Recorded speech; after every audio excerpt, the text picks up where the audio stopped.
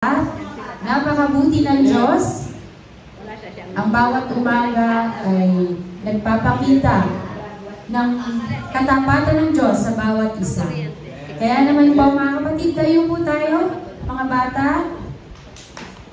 Ayan. Di ba nga po ang Feb ay sabi, araw to ng mga puso.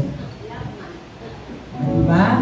So, ang ibig sabihin ng love month, sabi nga ni nanay. So, diba po, may mga oras at sandali sa buhay natin na pakiramdam natin hindi tayo mahal. Hindi tayo kamahal-mahal. Diba po? Pero alam nyo, pag naiisip nyo yun, pag dumadating kayo sa oras at sandali na naiisip nyo yun, ito lang ang tandaan nyo.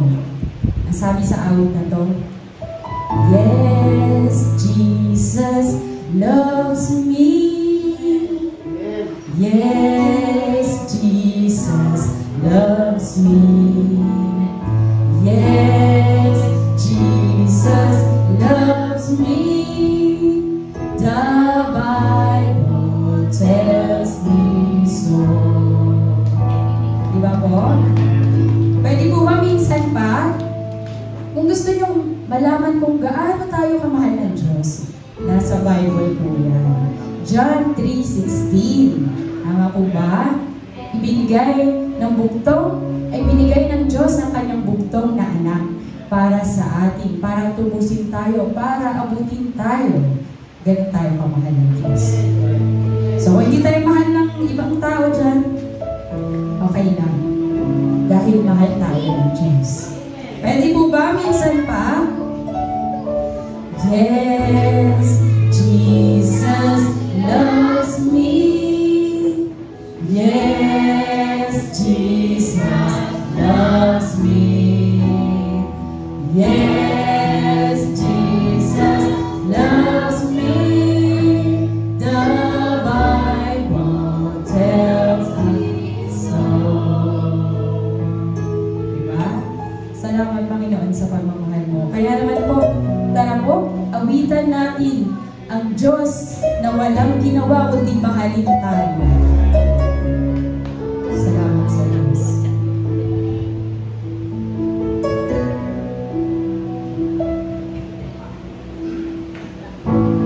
Inang makatinawanan,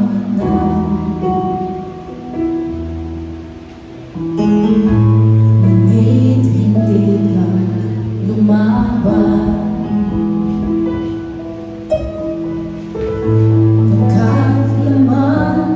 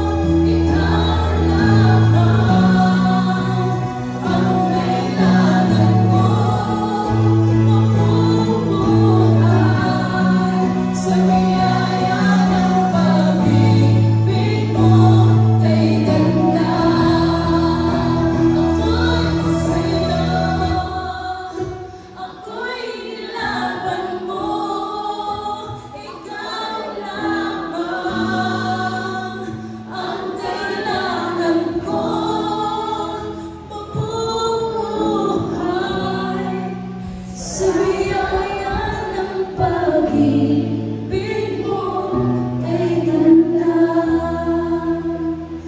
Pag-ibig mong kay ganda sa iyong krus ibinuhos,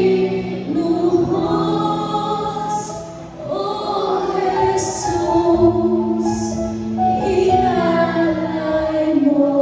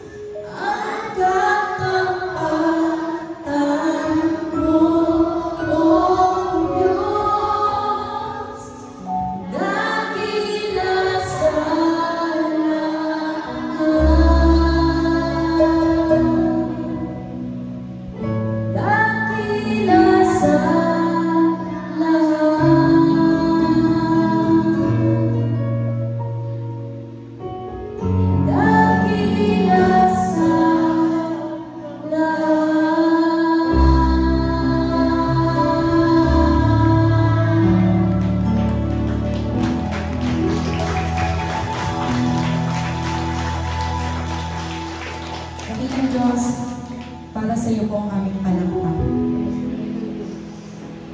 Sabi nga po sa awit, ang pag-ibig ng Diyos na hindi nagmamali. Ito ay bago bawat umaga. Ibig sabihin, Panginoon, kahit anong katayuan namin ngayon sa buhay namin, kahit na iniisip namin na yung mga gumagawa, yung nakapatay, Panginoon, yung mga nagnakaw, yung mga kung ano-anong krimen, Panginoon. Kahit isa naman po sa amin, wala naman po perfecto. Pero Lord, yung love mo, talagang kahit anong katayuan namin sa buhay, Panginoon, aabutin at aabutin mo kami. Kahit anong klaseng tao kami, Panginoon, tatanggapin mo kami. Sa totoo lang, Panginoon, talagang binigay mo na sa amin yung sobra-sobrang love. Iba po, Panginoon, dapat tanggapin namin yun kasi binigyan nyo na kami ng regalo, Panginoon. Yung pagmamahal na binigay nyo po sa amin. Lord, tulungan mo kami. Natanggapin namin yung love na yun. Siguro po, Panginoon, may mga kapatid kami or may mga ibang po na hanggang sa oras na ito, Panginoon, hindi pa nauunawaan kung ano yung love na binigay mo sa amin. Panginoon, sana po, yamang minahal niyo po kami, Panginoon, sa kabila ng kung ano kami. Sana hindi po yun dun matapos, Lord. Sana po, maibigay din namin yung love na yun para sa iba. Kasi, Panginoon, may mga tao sa paligid namin minsan, para sa amin, hindi ka mahal-mahal. Pero, Lord, dapat lagi namin makita yung ikaw na minahal mo kami sa kung ano kami. Ama, lagi namin sinasabing, mahal ka namin. Naniniwala kami na ikaw ay Diyos, na iniligtas mo kami, Panginoon, na ibinigay mo yung bugtong na anak para sa amin. Pero, bakit, Lord, mas marami kaming time minsan na sa ibang bagay? Sana po, Panginoon, sana, Lord, maibalik naman namin sa iyo love na binibigay mo sa amin. Kasi, Lord, sobra-sobra nang uumapaw yung pagmamahal mo sa amin. Paano nga po ba namin, Lord, maipapakita yung love na yun? Sana po, Panginoon, tulungan niyo po kami, Lord, na mahalin yung mga tao sa paligid namin na para sa amin hindi ka mahal-mahal. Kasi, Lord, may mga galit kami minsan. Pero tulungan niyo po kami, Lord, na mahalin namin yun. Sabi nga po, I love you with the love of the Lord. Kaya, Panginoon, tulungan niyo po kami. At walang sawa, Panginoon, hindi naman po talaga sapat yung salitang salamat sa pagmamahal mo, Panginoon. Para ibalik namin sa iyo, Panginoon, yung pagmamahal mo. Gayun pa man, Ama, tanggapin mo po ang aming mga sarili bilang hayang buhay, kalugod-lugod sa iyong harapan. Ama, salamat po. Maraming salamat sa walang hanggan, sa tapat at walang maliw, hindi nagbabago, Panginoon, ang pagmamahal mo sa amin. Sinasambat, pinupuri ka po namin, Panginoon, at sa iyo po namin tinataas ang lahat. Ama, maraming salamat at alam namin na Jesus loves you. Thank you, Lord. Praise God. Sa Diyos ang kapulitan.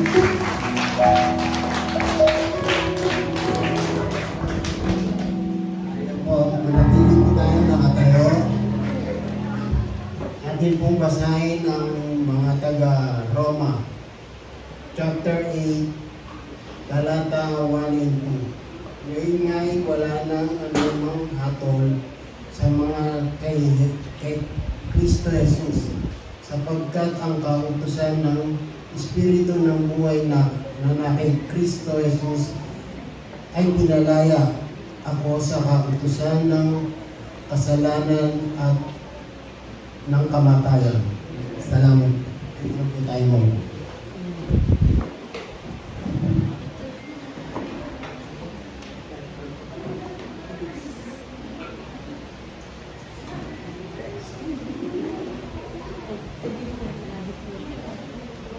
Magandang umaga po, no, sa bawat isa at sa bawat naririto po na ang dahilan ng laman ng inyong puso ay para sambahin natin, paglingkuran natin ang Panginoon. Amen? Amen! At masasabi ko po na ayon sa Vincent at pinakilala po ng song. Sabi dito, ang pag-ibig ng Diyos ay di magmamaliw, biyaya niya, hindi magwawakas. At ito'y laging bago. Amen? Amen. Bawat umaga, ang katapatan mo, O Diyos, dakila sa lahat. Ang pag-ibig mo, dapat kalakasan ko, hindi nagbabago. O Diyos, ang pag-ibig mo ang kailangan ko. Amen? Kailangan ba natin ang pag-ibig ng Diyos? Sapagkat, sabi po, ang pag-ibig mo ay napakaganda, no? At pinakilala mo yan. Sa krus, ibinuhos mo ang iyong banal na dugo. Ibinigay mo ang iyong buhay.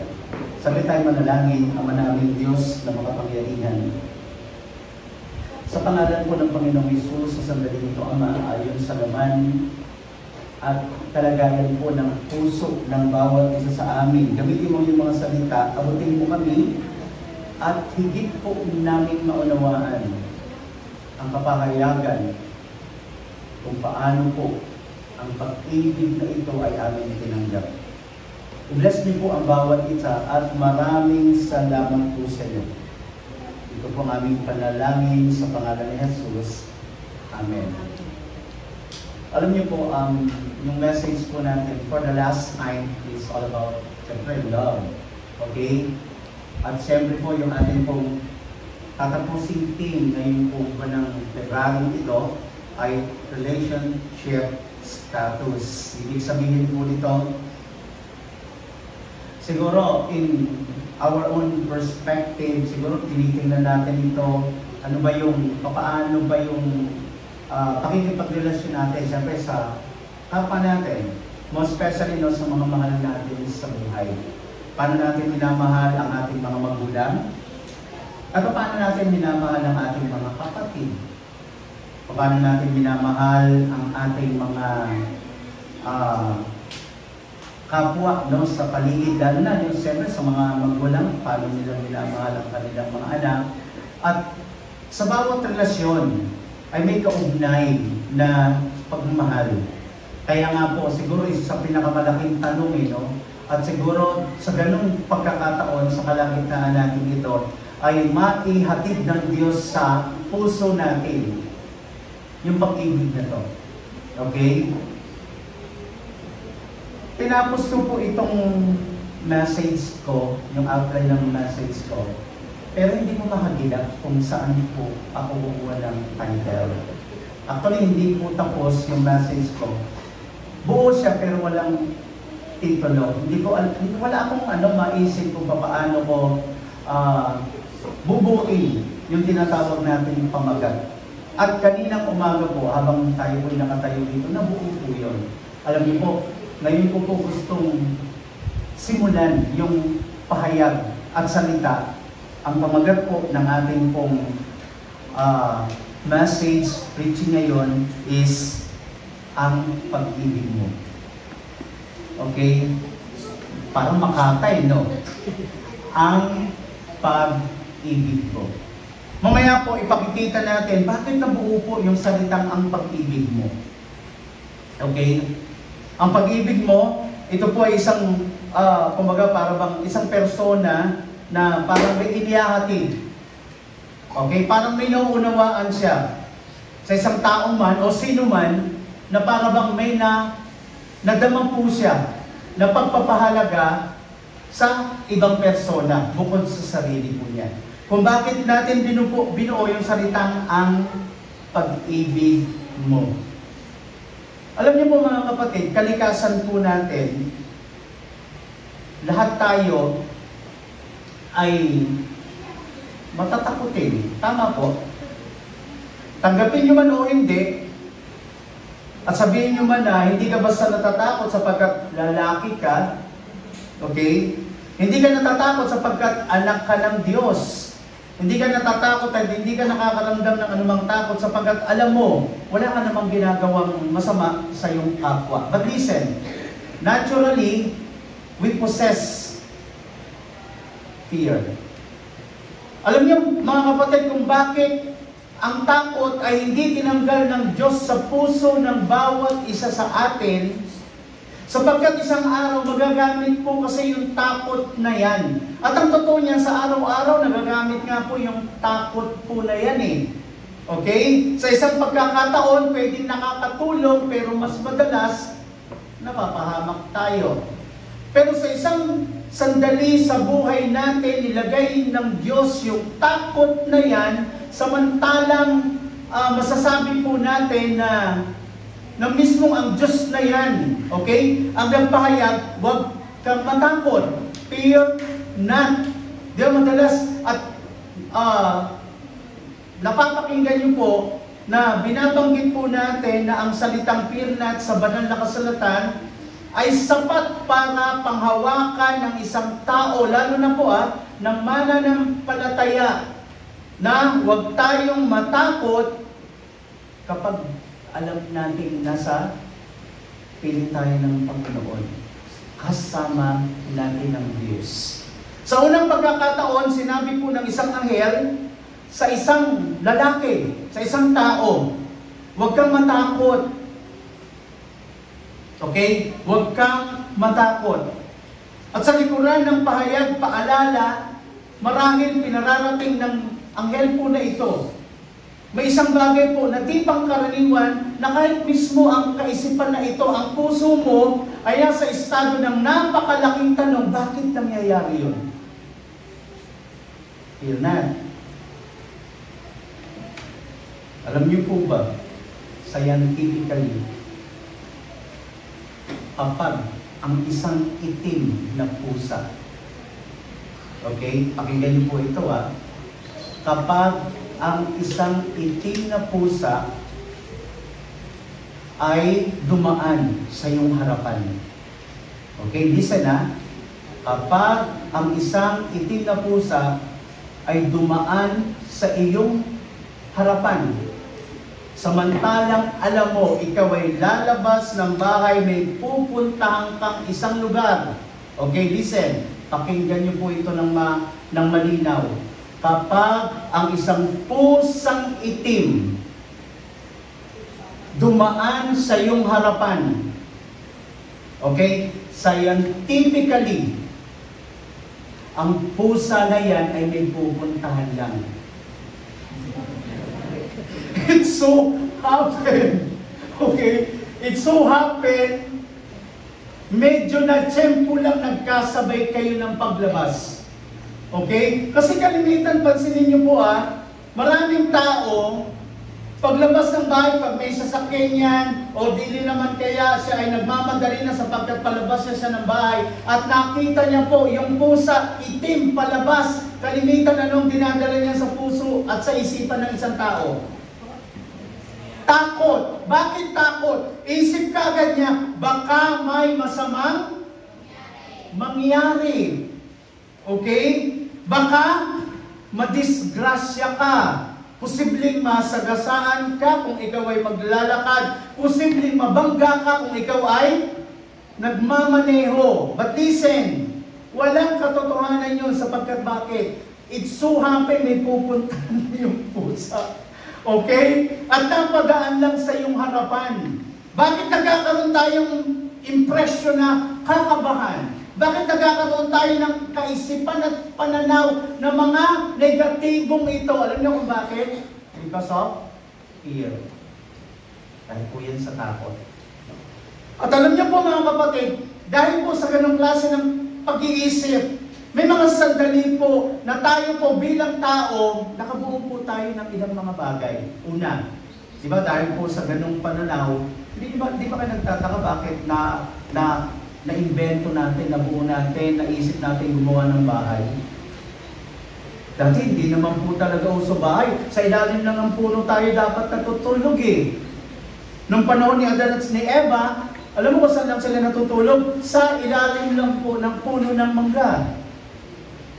Opo, hindi po usong bahay doon.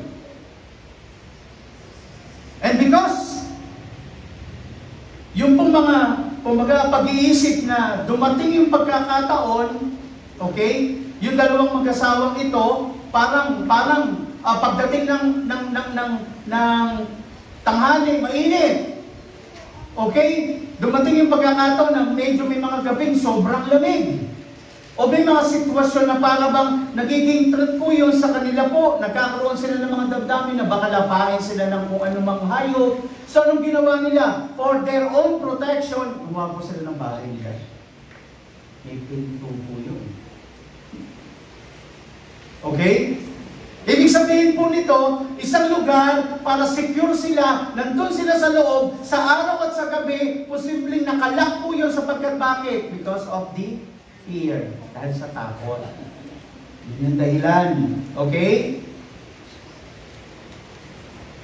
Lahat po tayo, dahil po sa pananaw na pwedeng mapahamak, pananaw ng kung ano-anong mga negative at mga pangit na pag-iisip, may mga pagkakataon po natuto tayong proteksyonan yung sarili po natin. Okay? Kaya umimbento po tayo ng sasakyan. Bakit? Umihira naman, siyempre. Mamaya matibo pa. Masakit ata ang kumbaga parang nakakapagod at medyo hindi ka komportable, baka mapahama ka kung sakaling mula rito sa buko or maglalakad ka papunta ng Baclaran. Tama? Medyo mabigat yun, mahirap yun, masagasaan ka. At alam niyo mga kapatid, dati ang kutsilyo, ano lang ginagamit? Saan yung ginagamit? Panghiwa ng posibleng mga pagkain natin. Hindi nakapagtataka dahil sa protection at takot na meron tayo, ginawa natin itong ano? Balisong. Okay?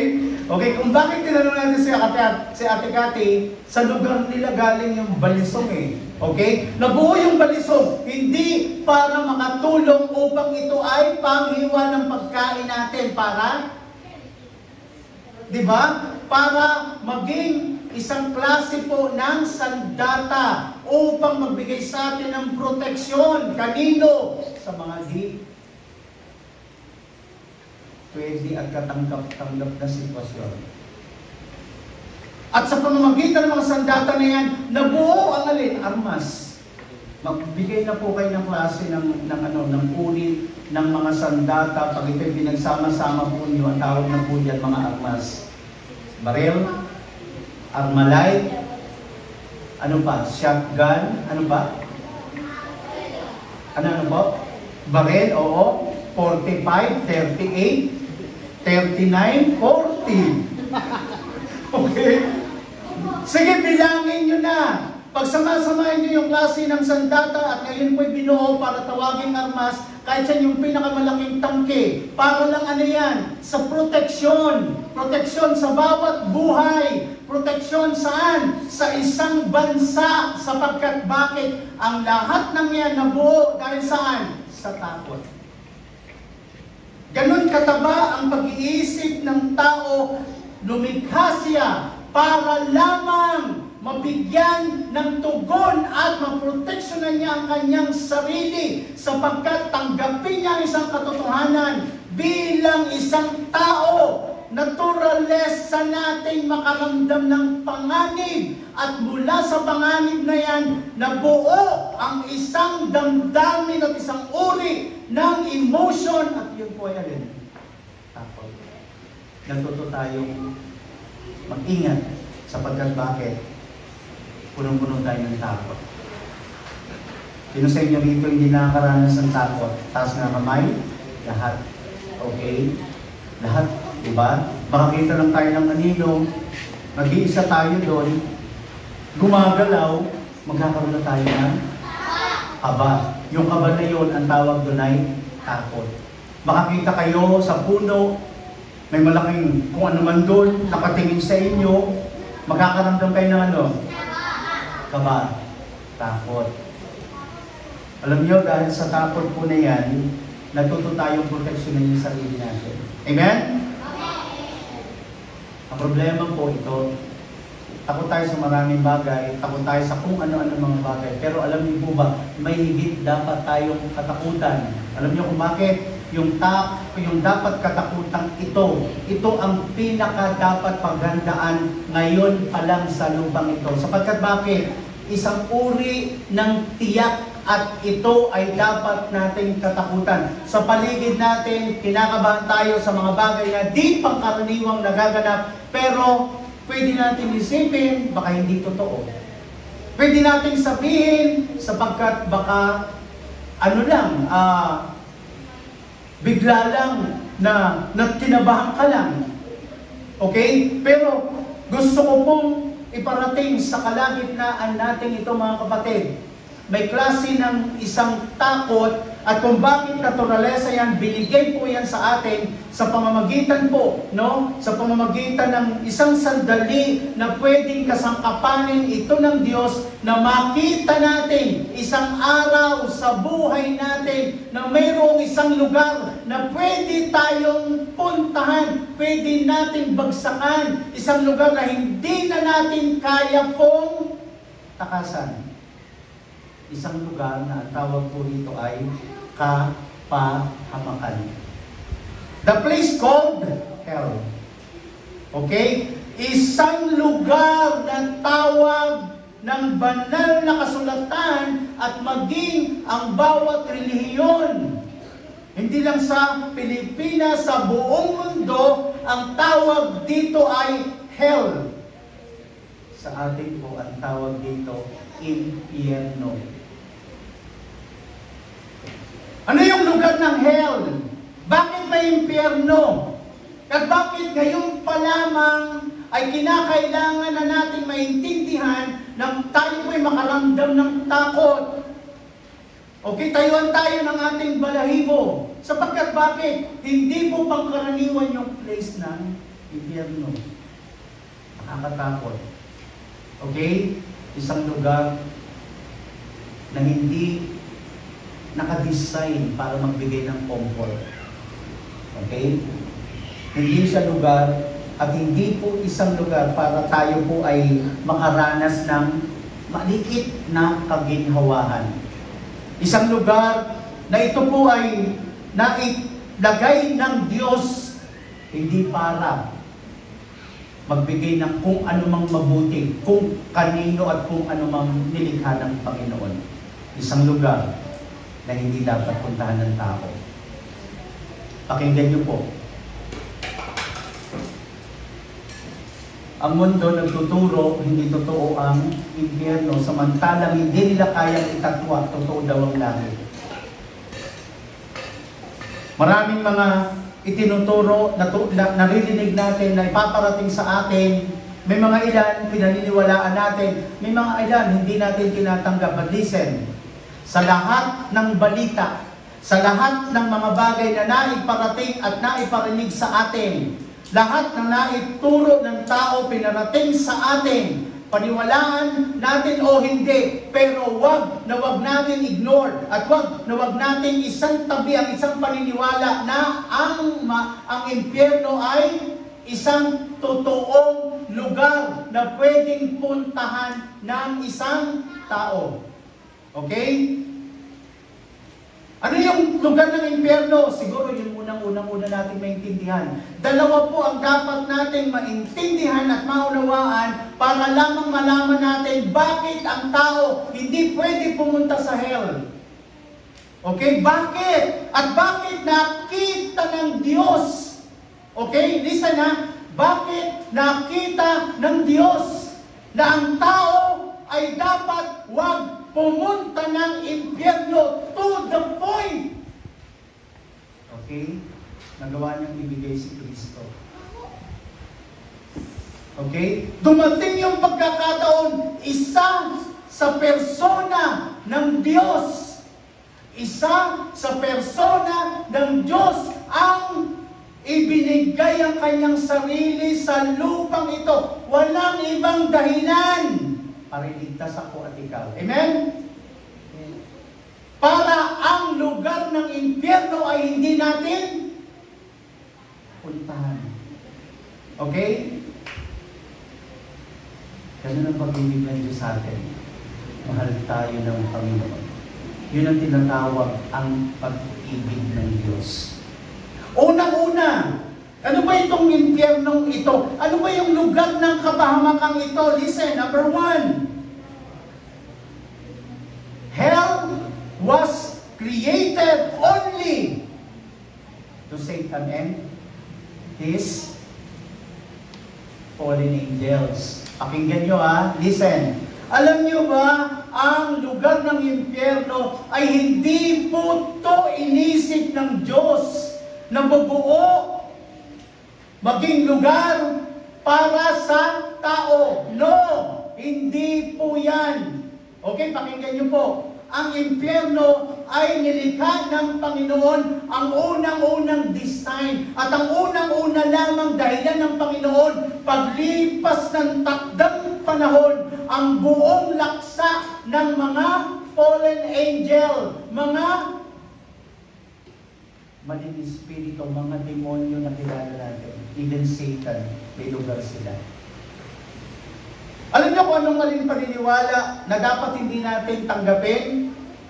Itinuro sa atin noon pa man na ang lugar ng impyerno, lugar daw ng demonyo, di ba? Tama? Ni Satan. Listen, wala pa po si Satan tsaka si demons. Nakakalungkot nga Alam niyo kung bakit? Ang hell, nilikha para sa demonyo kay Satan. Nakakalungkot. Ang hell, unang-unang naroroon ay ang mga tao. Bakit? Kasi tinanggihan nila sino? Si Kristo. Okay? Listen, tinanggihan nila si Kristo. At nakakatakot yung bagay na yun. Ito yung klase ng kapahamakan. Hindi po ito kailanman magtatapos. Kapag ang tao ay napunta doon, eternal lang tawag doon. Walang pagkakataon na mapahinga ka, walang lugar na pwede ka doon matahimik sa kapahamakan, sa hirap, sa sakit. Yung lugar po na yun. Kaya nga po ang tawag doon, kapahamakan. Isipin niyo po, ngayon may mga demonyo doon, ngayon may mga fallen angel doon, wala pa po. Sino mga nandun? Yung mga tao sa kasalukuyan na patuloy na kinikilala, tinatanggap lang kung ano ang itinuro ng relihiyon, samantalang alam ng Diyos sa pamamagitan ng kanyang salita na kailangan ng tao relasyon kay Kristo, hindi relihiyon. Listen, hindi relihiyon, relasyon kay Kristo. Ang hell, nilikha unang-una, hindi yan para sa atin. Para kanino yan? Para kanino? Yung hell, yung impyerno, nilikha yan para kanino? Kay Satan at saka sa mga fallen angel.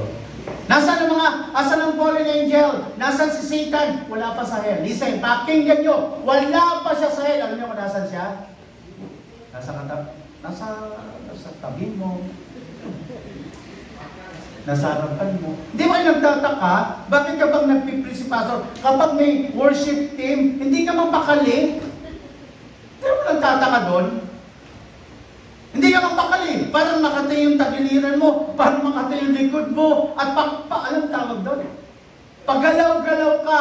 Ang tawag doon, lumilikot ka. Alam niyo kung bakit? Ayaw kasi ni Satan na i-focus mo yung attention mo para maramdaman at maunawaan ng isip at puso mo ang halaga ng song.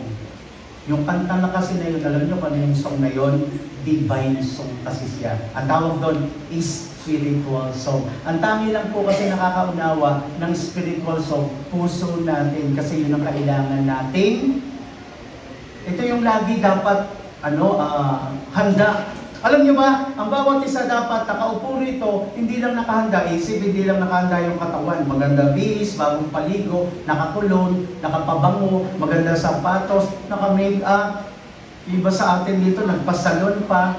Hindi yan ang tanging paraan para maganda ng pagsamba. Alam niyo kung ano yung dapat natin ihanda pag sasamba tayo? Ano? Puso. Amen. Puso. Yung puso na to ay gustong makarinig ng salita ng Diyos. Kaya kayo, pakinggan niyo ako Listen, pakinggan niyo ako. Kapag medyo parang gusto mong lumikot, yung bang gusto mong maglakad-lakad ng walang dahilan. Okay. At kung ano-ano mga bagay, para lang hindi mo marinig yung salita na to. Kanino galing yan? Ayaw ng Diyos kasi yan. Ngayon, kung ayaw ng Diyos yung ginagawa mo na yung bang malikot ka, o kaya naman hindi ka nakikinig, si Satan ang dahilan yan. Okay? Yung iba sa inyo, inaantok pa. Yung mga nakaganyan kayo, tapos napapapigit kayong ganyan. Alam nyo ba yung mga fallen angel, nagiging maliit na klase ng pabigat yan sa mata. Kaya nagtataka kayo, hindi naman kayo dapat antukin, pero ano nangyayari? Tinaantok kayo. Diba? Bakit kapag nasa church na, inaantok na kayo? Bakit pag nasa church na, parang ang bigat na ng pakiramdam niyo? Bakit pag nasa church na, wala na yung focus ng attention niyo para makinig kung ano man ang dapat natin bigyan ng attention sa pulpitong ito? Bakit ayaw ni Satan yun? Ayaw ng demon yun. Bakit? Kasi alam kasi ni Satan na kapag ginawa niya yon, hindi ka mapapalapit sa Panginoon. Yun ang dahilan kung bakit hindi ka matututo ng mga bagay na sa Diyos. Kaya maraming tao, pakinggan nyo to Okay, listen, pakinggan nyo to. Meron kayong mga kaibigan, meron kayong mga siguro kapatid, o pwedeng magulang nyo pa yan, o posibleng sino man yan, mga manyo sa buhay, pag tinanong nyo, sasabihin nila, bakit, di ba, at pupunta kami ng simbahan, kayo ka pumupunta ng simbahan? Sasabihin nila, hindi na kami pumupunta ng simbahan. Alam niyo kung bakit? Kasi ito. Kasi ayaw ni Satan ang tao pumunta ng church. Bakit? Kasi sa church, mapapakinggan nila ang salita ng Diyos. At kapag ang salita ng Diyos ay napakinggan ng puso ng isang tao, ano sabi sa Romans? The power of God. Atong salvation. Kasi ang isang tao po, pag napakinggan ng salita ng Diyos, nakakakilala siya sa Panginoon. Kaya kapag malikot ka sa loob ng church, kinikiliti ka ng ako, nakakatakot yun. Di ba? Isipin nyo yun, yung wala namang gumagalaw sa'yo, pero hindi ka mapakali sa upuan mo. Naku, nakakatakot yun. Okay? Bakit? Kasi nga ayaw po ng kaaway nating Diablo na tayo po ay malapit sa Diyos. Ayaw niya yon. Kaya noon pa man, ang gusto ng Diyos, nakahiwalay ang tao. Saan? Kay Satan. Kaya nga po, di ba? Di ba kayo nagtataka bakit may heaven and hell? Bakit may langit at impyerno? Kasi ang gusto ng Diyos, ang tao sa lugar ng at ang Diablo at ang mga tao na sumusunod kay Satan saan? Saan yun? Ilalim ng lupa. Hell ang tawag doon. Nakuha niyo po? So, ibig kong sabihin, matakot tayo sapagkat bakit? Ang hell, hindi yan para sa atin. Supposed to be, na-create ang hell para saan? Devil. But listen, kayo, bawat isa sa inyo, pakinggan nyo. Ang bawat isa sa inyo dito, dapat alam nyo sa puso nyo, isang araw din ang si Kristo bilang Panginoon nyo tagapagligtas. Amen? Yeah. Ang ibig sabihin yan, mayroong isang tao, Sunday school nyo yun, okay? Okay. Sunday school teacher nyo ang nagtuturo upang matuto kayo na pakilala niyo si Kristo. Amen? Okay. Para sa atin ba ang hell? Para kanino? Para? Listen. Okay malito. Ang hell para sa Diablo. Ang langit para sa Diyos. Masyado na kayo napipikot. Okay? Ulitin ko ang langit para sa Diyos at para sa mga anak ng Diyos. Amen? Sino yung anak ng Diyos? Hindi yung relihiyoso. Ang mga anak ng Diyos ay ang mga tumanggap kay Kristo bilang Panginoon niya at tagapagligtas. Sino sa inyo rito ang tumanggap kay Jesus? Okay? Amen! Palakpakan natin yung sarili natin. Tandaan nyo, may mga kaibigan kayo, dapat malaman nila si Kristo ang tagapagligtas, hindi ang simbahan. Ulitin ko ha, ulitin ko, matutunan nyo at maintindihan ninyo, si Kristo ang kailangan ng tao para pumunta ng langit, hindi ang relihiyon o simbahan. Bakit? Ulitin natin, umpisa, unang-una nilikha ang impyerno hindi para sa atin, para sa demonyo. Pangalawa, okay, pangalawa, pakinggan niyo ito. Hindi natin naintindihan na ang lugar ng impyerno, listen, the place called hell is the absence of God. Okay? The absence of God. Pakinggan nito. Ang lugar ng impyerno, wala doon ng Diyos. Okay? Bakit wala doon ng Panginoon? Kita niyo po unang-una, alam niyo ba, ang lugar ng impyerno po, walang ano doon, walang oxygen doon. Walang oxygen. Ibig sabihin walang air. Walang hangin sa loob ng impyerno. Bakit? Because God is a breath of life. Ang Panginoon ang buhay at hangin natin. Okay? Ang tao po, nung nilikha ng Panginoon, ano sabi ng Diyos? Hiningahan niya ang tao para maging buhay na kaluluwa. Kung bakit buhay tayo? Kasi nakakahinga tayo ng maayos at ang hininga po na yan, galing sa Diyos. Yes. Hindi ba kayo nagtataka? Yung mga minero, di ba? Pag sila po'y natrap sa loob po ng ilalim ng lupa, nadagdagan na po at natabunan na po ng lupa doon, nagsisimula po unang-unang mawala sa kanila. Alin? Yung tinatawag nating oxygen. Ano yung oxygen? Ito yung hangin na nilalanghap natin. Tama, Amen? Eh yung nilalabas natin, anong tawag doon? Carbon dioxide. Kita nyo, di ba? Dapat alam nyo yun. Bakit? Month yun eh. Yan, oh. Alam nila, no? Amen. Matatalinin mo sa Sunday school teacher na. Sunday school. Oo, tama, di ba? Matatalinin yung Sunday school teacher natin. Maganda yung naituturo sa mga kids natin. Hindi lang pang-school, amen? Pang-church pa, amen? Lahat ng lumalabas sa bibig at saka sa ilong natin, lumalabas, ang tawag doon ay carbon monoxide.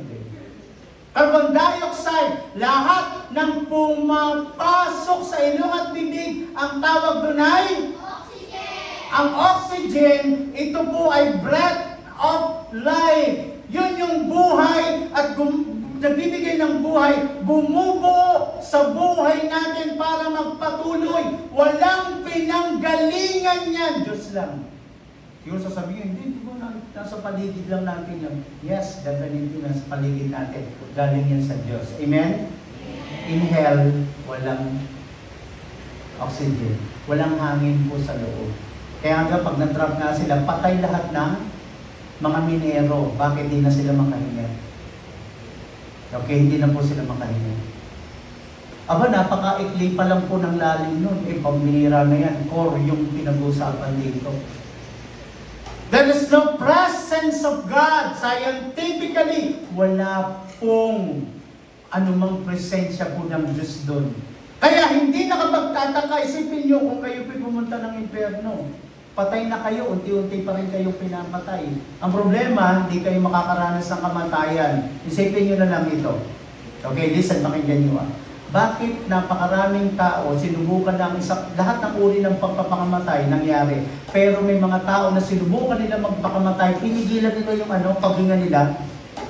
No? Ginanya, tapos ito, tulak ko ng ulo. Diba? Pero bakit hindi nila nagagawa magpakamatay doon? Kasi bakit? Hindi kasi kaya ng tao na mawalan siya ng oxygen. Okay? Unang hininga na yan. So, yung presence ng Panginoon, masasabi natin yun ang bumubuhay sa atin. Sa hell, wala. Bakit? Wala yung presensya ng Diyos doon. Walang Diyos doon. Pangalawa, dito po sa lupa, hanggang sa lugar natin sa langit, ang imbitasyon ng Panginoon sa atin, lumapit tayo sa Diyos sapagkat bakit? Nasa Diyos ang kapayapaan. Amen? The peace of God who passeth in our all understanding. Yung pong kapayapaan na to ay ibinibigay at ibinigay ng Diyos sa atin. Sapagkat bakit? Si Kristo po ay prinsipe ng kapayapaan. Pero alam niyo po sa hell, nandun ba si Jesus? Wala. Kung wala doon, wala doon? Walang kapayapaan doon. Pakinggan nyo, walang kapayapaan sa impyerno. Okay? And there is no comfort in hell. Sapagkat bakit? Kasi ang comforter natin nasaan? Nasa lupang ito, wala sa hell. Okay? Listen. Yung comforter natin, ang banal na spirito, at ang banal na spirito, hindi po yan mamamahay sa hell. Okay? Sinumpa yung lugar na yan. Hindi yan para kung kanino. At sapagkat wala po doon ang comforter, walang comfort doon. Meron nga po nagsabi, doon daw po sa impyerno, actually may mga pagkain daw po doon, nasa lamesa. Kaya lang po ang stick doon, yung chopstick, hindi sila pwedeng kumain ng hindi naka-chopstick. Naka-chopstick dapat sila. Ang problema, isang metro po yung chopstick doon. So, halimbawa ako, may chopstick ako, 1 metro. May chopstick yung lahat ng nandun, 1 metro. Ang problema ito, lahat, pag kumuha ng pagkain, hindi maisubo sa bibig. Bakit? Mahaba. At sapagkat baluktot ang mga pag-iisip ng mga tao, pakasalanan ng mga tao na pumunta ng impyerno, kaya hindi sila magsusubuan para mabuhay. Tama ba? Mali kasi pag-iisip nila. Kaya hirap sila doon, lahat sila doon, malnourished, hindi sila nakakainom, hindi sila nakakatikim ng pagkain, samantalang masagana naman ang pagkain doon. Kaya lang, dahil nga po, iba po, makasalanan ng pag-iisip nila. Hindi sila nag-iisip ng susubuan kita, subuan mo ko. Tama? Ganun kalupit ang impyerno, huwag pupunta doon. Okay? At, alam niyo ba, in hell, walang liwanag doon. Bakit? Ang liwanag na kay Kristo. Amen? Tama ba? Ang maliliit ka liwanag, sino? Tayo yun. Okay? Bakit ang lugar ng impyerno sobrang dilim? Kasi walang presensya ng Panginoon doon. At ang pinakahuli, ang lugar ng impyerno, wala kahit kapiranggot na damdamin ng pag-ibig. Okay? Listen, pakinggan niyo po ito. Ang isang tao, kung bakit pag pumunta ng impyerno, hindi na po yan pwede baligtas. Di ba kayo nagtataka? Wala na pong kaligtasan. Alam niyo kung bakit? Kasi sa hell, walang presensya ng Diyos. Kung bakit natin sinasabi at patuloy po natin ipaparating, okay, ang Diyos ay pag-ibig. Amen? Ang Diyos ay pag-ibig. At kung ang Diyos ay pag-ibig, at sapagkat ang presensya ng Diyos ay nasa lupang ito, kung bakit tayo ay patuloy na nakakaranas ng alin? Pag-ibig ng Diyos. And listen to me. Ito yung pagkakataon na muli po ay gusto natin kamustahin ang bawat isa at ang puso natin. Kamusta na yung relasyon natin sa Panginoon? At gusto natin sabihin hanggang sa kasalukuyan, hindi po nagbago ang pag-ibig ng Diyos sa iyo. Mananatili, hindi magtatapos, hindi mawawala. Yan ay nagpapatuloy Diyos, kamusta na yung pag-ibig mo sa Kanya? Paano ka ngayon nagbabalik ng pag-ibig naman sa Panginoon? Okay? Paano ka nagbabalik ng pag-ibig sa Diyos? Okay, listen, sabi sa Acts chapter 4, verse 12. At sa kanino mang iba ay walang kaligtasan sapagkat walang ibang pangalan sa silong ng langit na ibinigay sa mga tao na sukat nating ikaligtas. Listen, binigay si Kristo, bakit? Mahal tayo. At walang pangalan daw po para maligtas tayo. Pangalawa, in 2 Thessalonians chapter 1 verse 9, na siyang tatanggap ng kaparusahan na walang hanggang kapahamakan mula saan? Sa harapan ng Panginoon at mula sa kalwalhatian ng alin? Ng kanyang kapangyarihan. Ibig sabihin nito, ang tao po ay pwedeng mapahamak. Ang sabag dyan, walang hanggan. Ibig sabihin yan, isipin niyo po ito, no? Isang araw, pupunta pala tayo ng impyerno. Isang araw, yung kapahamakan na yan, mabigat pala natin mararanasan. At nakita ng Diyos, at ang sabi ng Panginoon, ganyan na lang yung pag-ibig ko. Kumbaga, ganito ko kamahalan tao. So, ang sabi niya sa Romans chapter 5 verse 8, katapat ipinagtagubilan ng Diyos ang kanyang pag-ibig sa atin. Samantalang tayo po'y makasalanan pa, anong kasunod? Si Kristo ay namatay sa atin. Amen? Namatay si Jesus sa atin. At alam niyo mga kapatid, bakit ko sinasabi pambihira ang pag-ibig ng Diyos? Kasi sa lupang ito maraming klase ng pag-ibig. Pileo, pag-ibig sa kapwa. Eros, pag-ibig sa asawa. Stork, pag-ibig saan? Sa kaibigan. But there is one kind of love. Isang klase ng pag-ibig hindi nagawa ng tao. Okay, listen. Hindi natin nagawa. Hindi mo nagawa. Okay? Isang klase ng pag-ibig na ang tanging gumawa ang Diyos. At ang tawag dito, divine love. Kilala natin to sa salitang agape. Okay, listen. Agape. Ibig sabihin ng agape ay ang pag-ibig ng Diyos sa tao. Nang tayo po'y makasalanan pa, papunta tapat tayo ng hell, wala na dapat tayong kinabukasan. Wala na tayong halaga sa lupang ito. Walang kwentang tao tayong nilalang sa lupang ito. Pero dahil sa pag-ibig ng Diyos, binigyan ka ng halaga ng Diyos. Amen? Mga kapatid, mga kids, tandaan natin, yun ang dahilan kung bakit dapat natin mahalin ang Panginoon. Amen? Amen? Amen! Kayo po tayo lang. Naman namin Diyos ng mga pangyarihan. Ama, salamat po sa iyong mga salita. Salamat po, Ama. Sa katotohanan po ng iyo pong dakilang pag-ibig na sa amin po inyo pong ibinigay. Nagpapasalamat po kami, Panginoon, sapagkat kung titingnan po sa simula, sa umpisa, kami pong lumayo sa iyo. Kami po yung nagbaliwala sa iyo. Kinakalimutan ka namin, sinasantabi ka namin, tinatalikuran ka namin, hindi ka namin sinusunod. May mga pagkakataon, natutunan ka namin baliwalain.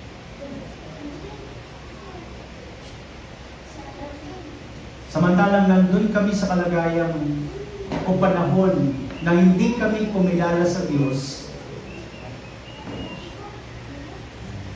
dito namin nakita ang dakilang pag-ibig mo sa amin. Samantalang kami makasalanan, samantalang hindi kami matutong lumapit sa iyo, samantalang ang pagbabaliwala madalas namin gawin, samantalang kinalimutan ka namin, subalit dahil sa iyong dakilang pag-ibig, inabot mo kami, minahal mo kami. Hindi mo tinignan kung anong klaseng tao kami. Hindi mo tinimbang kung gaano kalala ang kasalanang taglay namin. Isa lang ang narinig namin, Panginoon. ganun na lang ang pag-ibig mo sa amin. Ganun na lang ang pag-ibig mo sa amin. At dahil sa pag-ibig na ito, dakilang Diyos, sa sandali ito, Panginoon, naunawaan namin, kailangan namin si Kristo. At dahil dyan, Panginoon, natuto kami magpakumbaba at ibinukas namin ang puso namin. Tinanggap ka namin, Panginoon, bilang Panginoon namin at tagapagligtas. Dahil sa iyong pag-ibig, natutunan din namin magmahal pabalik sa iyong Panginoon. Ama, sa sandali ito, dakilang Diyos, patuloy po patibayin mo pag-ibig na yan. At Panginoon, patuloy po niyong ipadama sa amin ang kagandahang loob mo. At dahil dito, Panginoon, patuloy na gagawa kami, maglilingkod kami. At patuloy dakilang Diyos, hindi namin paintulutan na makalimutan namin yung pagkakataon na meron kami isang Diyos. Kami anak ng Diyos. Kami mananampalataya. Walang ibang tao sa lupang ito na pwedeng dapat magbalik ng pagmamahal sa isang Diyos na nagmahal sa tulad namin, kundi kami tumanggap ng iyong pag-ibig. Ama, itanim mo ito sa aming puso, Panginoon. Maglilingkod kami sa iyo sapagkat mahal ka namin. At gagawa kami ng mabuti sa iyong paningin sapagkat binibigyan namin ng halaga yung isang sandali na kami inabot at binigyan mo ng pagkakataon. Isang mabuting bagay na pwede kami magsimula muna. At sa iyong banal na kalooban, tatayo kami at kikilala na mayroon kami isang Diyos na buhay. Maraming salamat. I-bless po ninyo, Panginoon, ang bawat isa. Ito po ang aming panalangin sa pangalan ni Jesus. Amen. Manatili tayo nakatayo. At maraming salamat doon sa dakilang pag-ibig ng Diyos. Dahil tayo makasalanan, binigyan niyo ng puwang sa langit. Kaya sa oras na ito, bago tawagin natin yung mga excited na mag-special number dito. Excited talaga sila. Dadako muna tayo sa pagbibigay. Dahil alam natin na mahal natin ang Diyos. Kaya tayo ay binigyan niya ng damdamin na magbigay sa Kanya. Kaya let's pray. Tigilan namin Diyos, maraming salamat po sa patuloy na kabutihan na ginawa niyo sa amin. Ang aming pong dalangin sa oras nito, pagpalain niyo, Panginoon, ang aming salaping ibibigay. Ito'y gamitin niyo, dakilang Diyos, sa iyong ministeryo, dakilang Diyos, para maipalaganap ang iyong salita. Panginoon, salamat po at pagpalain mo, Panginoon, ang mga anak mo magbibigay sa oras nito. Ito pong aming dalangin sa pangalan ni Jesus. Amen. Tawagin na po natin sila.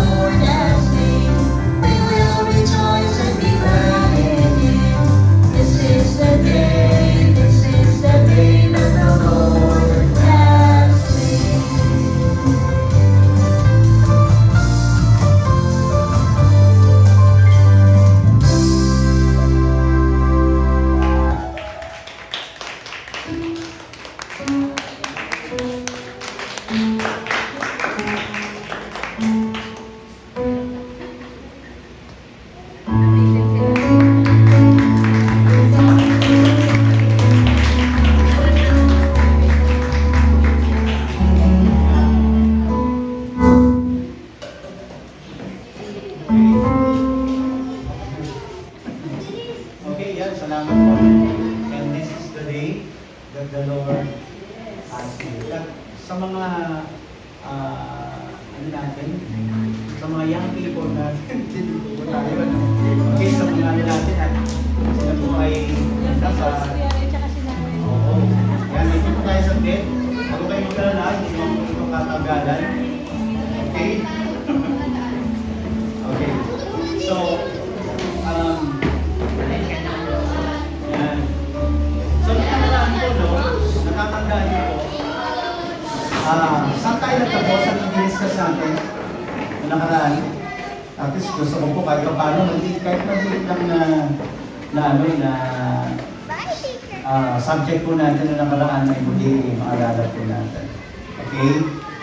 Yung di ba, nagsimula tayo sa isang tanong na bakit yung mga tao na, huwag na tayo lumayo, no?